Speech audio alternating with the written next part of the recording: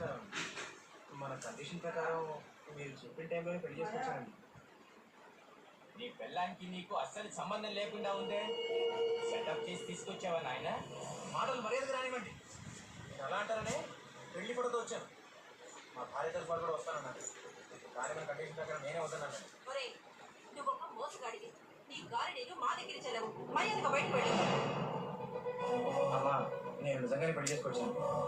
నా మాట నమ్మితే నీ మాట నిలబెట్టుకోండి, లేకపోతే అక్కర్లేదు. నీ భార్యతో లోపలికి రా.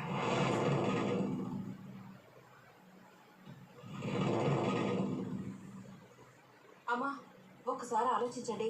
అక్కయ్య, ఒక్కసారి ఆలోచించు. అక్కర్లేదు, లోపలికి రండి. రానైనా రా.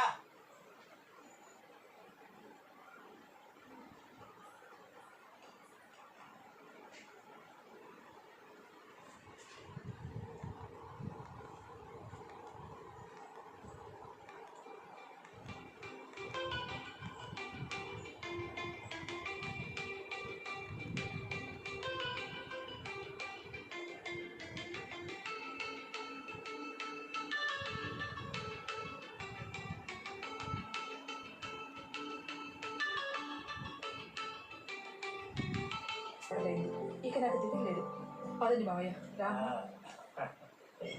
చూడు వినోద్, నీ భార్యతో అందంగా ఆనందంగా ఫస్ట్ నైట్ జరుపుకోవచ్చు. నీ దగ్గర ఉన్న డాక్యుమెంట్స్ మీద సంతకం పెట్టిపో. ఏ లాయర్, ఆ డాక్యుమెంట్స్ మీద వినోద్ సంతకాలు తీసుకో. బాబు, ఈ డాక్యుమెంట్స్ మీద సంతకాలు పెట్టి ఆయనకి వద్దండి. ఈ కాగితాలు తిరిగి ఆవిడకి ఇచ్చేస్తాను. మీరంతా నన్ను మోసం చేస్తున్నారండి. వినోద్, మాట తప్పుతున్నావు. నిన్ను నీ భార్యని కలిపితే చాలు, ఏం చెబితే అది చేస్తానన్నా? కాదండి, మా ఆవిడని నాతో కలుపుతారనే ఆశతో ఆవేశంలో ఇప్పుడు అలా అనేశాను. కానీ రాజేశ్వరిదేవి గారి మొహం చూసినప్పుడు, నేను వివేకం అబద్ధం చెప్పినప్పుడు చాలా బాధేసిందండి. ఇంకేమనిపించిందన్నా? మమ్మల్ని మోసం చేసి ఆస్తి అంతా నువ్వే అనుభవించాలని అనిపించిందే?